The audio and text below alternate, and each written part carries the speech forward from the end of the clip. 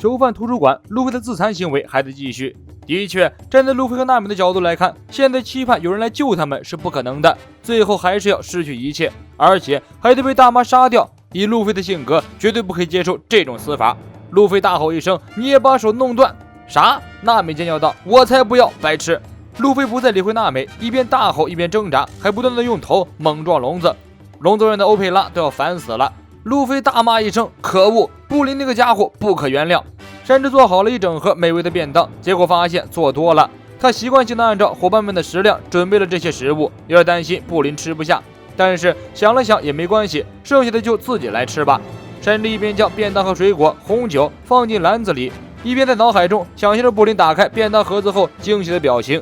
他会夸赞自己的厨艺真好，然后用叉子插起牛排喂到自己嘴巴里。山治想到这儿就激动得浑身的颤抖，实在是太幸福了。山治满怀期待的手捧鲜花和美食篮子向布林的房间走去，没想到布林房间那个会说话的门却死活不肯打开。山治很是好奇，明明之前都可以顺利通过，房门告诉山治布林现在正忙，任何人都不能进。山治央求无果，只好走到走廊的角落里，默默点燃了一支烟。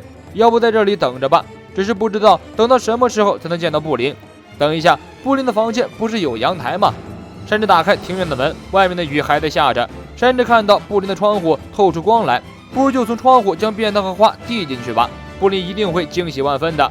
虽然这份操作看起来像个偷窥的变态，不过明天就结婚了呀，应该没有关系的吧。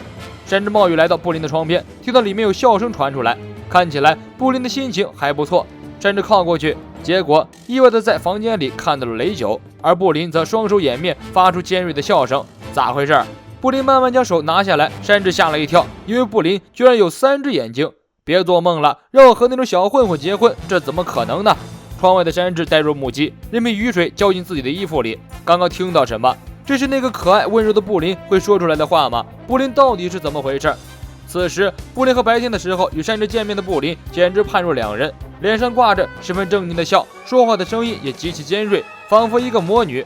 我可是妈妈最喜欢的女儿，尤其是演技，听妈妈的话去骗男人简直太简单了，草帽一会儿也是白痴，我的本性只有家人才知道。布林一边絮絮叨叨地向雷九说出了所有事情的真相，一边嘲讽吉尔玛66，什么狗屁恶质军团，只不过是活在虚拟世界里的一个被夸大的国家罢了，一群蠢货。雷九的腿还在不断的滴血，但他已经不再挣扎，挣扎也是没用的，他只是平静地看着布林。布林走过来告诉雷九，本来大妈的目标就是吉尔玛的克隆兵团和吉尔玛的科学力量，所以政治联姻是假的。一开始大妈就没想过和文斯莫克家族建立什么联姻。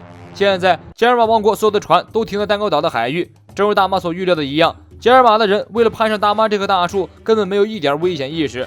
布林坐在沙发上露出阴险的笑容，明天的婚礼上文斯莫克家族就会被灭门，曾经称霸北海的吉尔玛66的首领们都会被打成蜂窝，现场会瞬间被染成一片血海。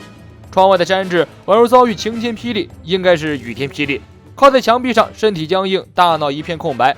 他一手提着鲜花，一手提着精心准备的美食，站在雨中，雨水浇灭了叼在嘴里的香烟。山治心中感叹：小丑竟是我自己。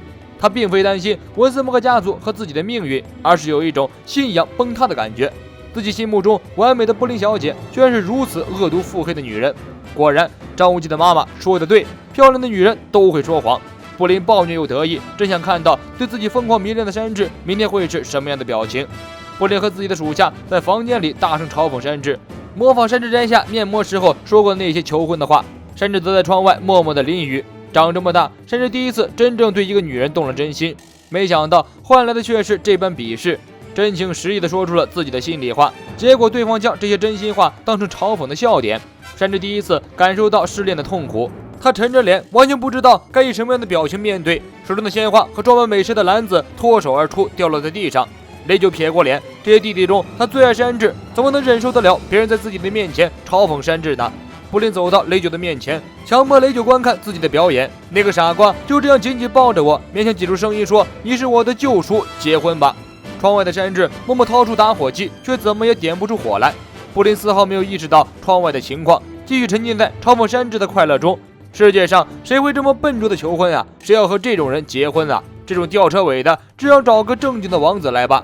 屋内的笑声比枪击声更刺耳，比利剑更扎心。山治机械地按了半天打火机，泪水早已混合着雨水流满脸庞。手下报告布林，雷九流血过多，已经没有多少意识了。如果放任不管的话，一夜估计就能直接归西，这样更好。反正他们家族的人都要死，先死了一个，少去很多麻烦。不可，这个家伙要是这样就死了，一定会引起文斯莫克那些人警觉的。这样一来，第二天的计划就都泡汤了，必须让他活着回去。可是，如果将雷九就这样放回去，他一定会把刚刚的所见所闻泄露出去，让文斯莫克家族的人知道，所以必须采取一些方法。布林正巧有办法搞定这种棘手的问题。只见布林伸出一只手，突然戳进雷九的脑袋里，掏了半天，掏出了一堆好像电影胶片一样的东西，找到雷九遇到自己时候的那段记忆。雷九离开房间，一路潜伏到布林这里，结果被布林一枪打伤了腿部。雷九想逃，却被布林抓了回来。布林将自己打伤雷九的这段记忆剪掉，换上了被士兵打伤的片段，然后将之前两人谈话的所有内容都剪辑删除，将编辑后的新记忆重新塞回了雷九的脑子里。这就是布林的果实能力，他是吃了记忆果实的记忆人。所有人的脑子里都有一个储存记忆的胶片，布林的能力就是将这些胶卷随意挑出来，修改新的记忆。布林编辑完雷九的记忆后，就让手下叫来医务人员，把雷九送去抢救，一切都回到原点了。刚刚仿佛什么也没有发生过，明天的婚礼可以照常举行了。只是窗户下面破败的鲜花却是无法抹去的痕迹，它证明一个男人刚刚来过，带着伤心和失望悄然离开。宝物间，布鲁克和大妈还在对峙，大妈不急于攻击，在他眼里，布鲁克就像个小老鼠一样。布鲁克严阵以待，观察了半天也找不到丝毫破绽，根本不知道从哪里攻击。没办法，布鲁克只好先利用自己速度的优势，沿着墙壁一顿绕圈，给大妈绕懵了。布鲁克跳到大妈身后一个偷袭，结果偷袭失败。大妈回身用雷云宙斯一招10万伏特将布鲁克给击落，但是布鲁克毛事没有，依然坚挺。不过他也意识到四皇并不是那么容易对付的，大妈自己都不用出手，光是用宙斯和普罗米修斯就把布鲁克逼得四处逃窜。布鲁克跳到墙壁上后跃向空中，飞燕曲突进击。布鲁克想在空中来一招，大妈一招火焰拳将布鲁克击落。你该投降了，灵魂之王！投降？逃亡团就没有投降这个词儿。布鲁克从怀中掏出鲨鱼电吉他，既然都是由灵魂驱动，原理应该是差不多了。你就看我拿电音震不震它就完了。布鲁克激情四射，扫起琴弦，绿色的火焰腾然升起，变成一个巨大的绿色骷髅头。一曲镇魂曲送给在座的诸位，就由我灵魂之王让这些灵魂升天吧。大妈一愣，什么玩意儿，乱糟糟的！镇魂曲中，普罗米修斯、宙斯、拿破仑根本毫无反应。大妈倒是很高兴，原来这个神奇生物还会弹乐器。如果搞到手，闲来无事演奏一曲助助兴，那岂不是双重的快乐？这3个霍密词是大妈的灵魂制造的，特殊而且强悍，不惧布鲁克的招式。大妈俯视着布鲁克，用恶魔般的声音轻声说道：“越来越想要你了，你就乖乖从了老娘吧。”普罗米修斯和宙斯得到大妈的指令，轮番对布鲁克进行攻击，把布鲁克折磨得够呛，身上伤痕累累，衣服破烂不堪。布鲁克摇摇晃晃坚持了一下，最终还是抵抗不住，倒在了地上。大妈很着急，踩着笨重的步伐走过来，拨开宙斯和普罗米修斯，上前查看布鲁克死了没有。他可是我重要的收藏，你们2个不知轻重的家伙。大妈伸手去抓布鲁克，布鲁克挣扎了一下，拼尽力气躲开。大妈这一掌直接将地面掏了个大坑。你才是不知道轻重的家伙吧？布鲁克庆幸自己躲开了，这招要是用在自己身上，还会得把自己这把老骨头捏碎了。宙斯和普罗米修斯为了抢攻争吵起来，布鲁克趁机跳起身，拔剑刺向大妈。大妈头上的双脚帽拿破仑跳起身，从帽子里伸出一把大剑，一剑劈向布鲁克，将布鲁克的头骨劈裂。布鲁克再次倒地，这一次应该是爬不起来了吧？跟四皇大妈打了这么长时间，也够你吹一辈子的了。大妈哈哈大笑，准备收了这战利品。没想到布鲁克撑起地面，再次哆哆嗦嗦地站起身来。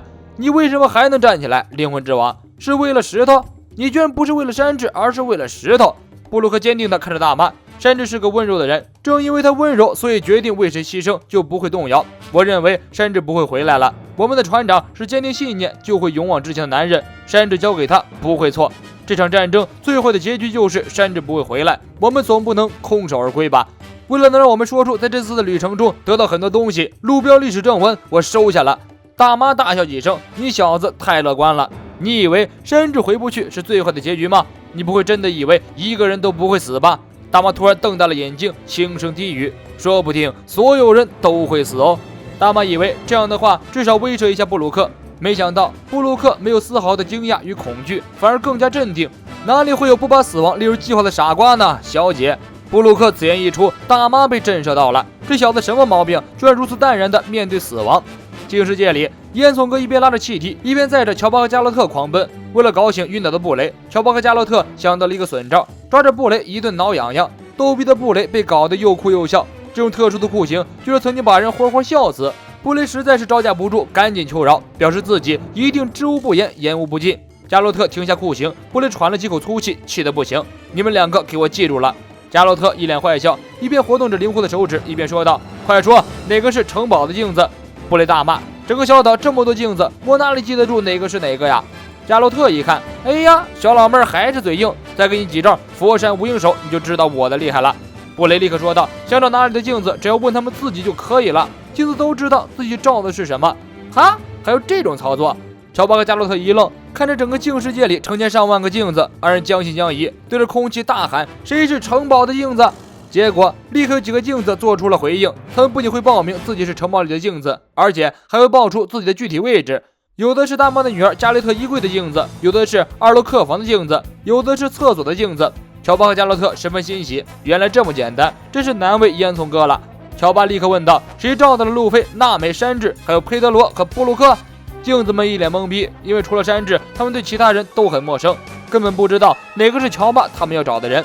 加洛特拍了拍乔巴的肩膀：交给我好了，乔哥，我很擅长绘画的。囚犯图书室，布林与路飞和娜美说的话终于被揭晓出来。